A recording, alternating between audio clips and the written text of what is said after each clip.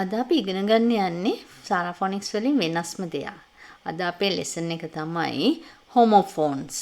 homophones කියලා කියන්නේ ඉංග්‍රීසි වල තියෙනවා සමහර වචන ඒක ඒවා කියවනකොට සවුන්ඩ් එක එකම වගේ.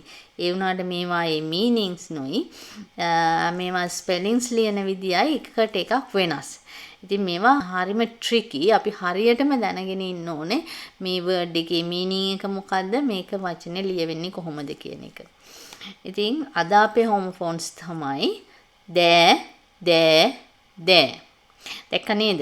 මේ වචන තුනම සවුන්ඩ් අවුට් කරනකොට සවුන්ඩ් එක එකම වාගේ ඒ වුණාට මේවායේ ස්පෙලිංග්ස් වෙනස්. ඒ වගේම මේවා එකට එකක් යෙදෙන තැනුත් වෙනස්. දැන් අපි බලමු පළවෙනි දෑ එක. මේ පළවෙනි දෑ එක හැදිලා තියෙන්නේ දේ කියන එකයි ආ කියන එකයි එකට එකතු වෙලා. ඒ කියන්නේ මේ වචන දෙක එකට කන්ට්‍රැක්ෂන් වෙලා තමයි මේ දෑ හැදිලා තියෙන්නේ. කොහොමද මේක ලියවෙන්නේ? T H E Y apostrophe R E. දේ කියන එකයි ආ එකයි එකට එකතු වෙලා තමයි මේ දෙයා හැදලා තියෙන්නේ. අපි බලමු මේ දෙයා එකත් එක්ක sentences කිහිපයක්. They're eating cake. එයාලා කේක් කමින් සිටිනවා. They are playing hide and seek. එයාලා හැංගිමුත්තන් සෙල්ලම් කරමින් සිටිනවා. They are going to the park. එයාලා පාක් එකට යමින් සිටිනවා. දෙවෙනි දෙයා එක තමයි T H E R E. ඒ කියන්නේ මේකෙන් ප්ලේස් එකක් අඟවනවා. ඒ කියන්නේ පොසිෂන් එකක් පෙන්නනවා.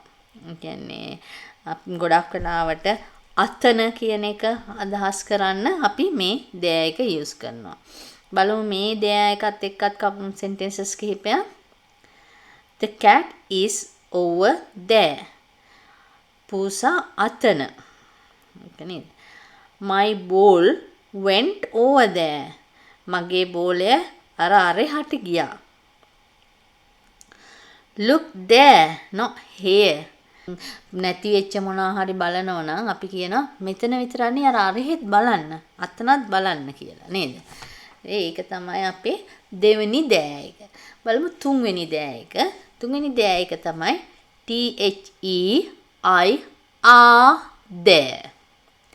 දැන් මේ දෑ එක අපි පාවිච්චි කරනවා, ඒ කියන්නේ යූස් කරනවා අයිතිය අඟවන්න. එහෙම නැත්නම් එයාලාගේ, එහෙම නැත්නම් ඔවුන්ගේ කියලා කියන්න මේ දෙයා එක යූස් කරනවා.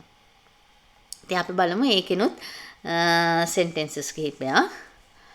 This is their house. මේක එයාලාගේ නිවස. හරි.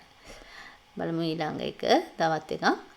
My dog likes to play with their dog. මගේ බල්ලා එයාලගේ බල්ලත් එක්ක සෙල්ලම් කරන හරිම කැමතියි.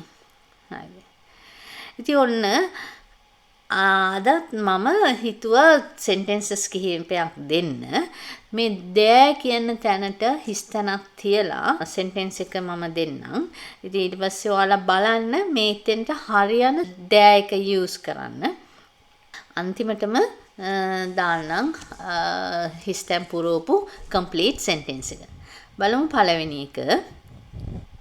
They're going to the park with their friends. ඔවුන් පාක් එකට යමින් සිටිනවා එයාලගේ යහළුවන් සමග. නේද? දෙවෙනි එක බලමු. Their bags are over there under the tree. එයාලගේ bags අර අතන තියෙන ගහ යට. හරිද? දැන් අපි දන්නවා දැන් 3 type of theirs තියෙනවා. ඒ කියන්නේ there තුනක් තියෙනවා. මේකෙන් හරියන there එක තෝරලා මේ හිස්තැන් පුරවන්න. ඉතින් වීඩියෝ එකේ අන්තිමටම මම දාලා තියෙනවා මේක complete sentence එක. ඉතින් මේක ප්‍රැක්ටිස් කරන්න, මේක ඔළුවේ තියාගන්න, මේක තේරුමත් එක්ක ස්පෙලිංස් නුත් එක්කම මේ වචනේ මතක තියාගන්න. ඉතින් අපි තව දවසක තවත් ලෙසන් එකකින් හම්බ වෙමු. අමතක කරන්න එපා subscribe කරන්න, like එකක් දාන්න. එතකොට ඔයාලට මම අප්ලෝඩ් කරන ඔක්කොම lessons ඉක්මනින්ම බලන්න පුළුවන් වෙයි.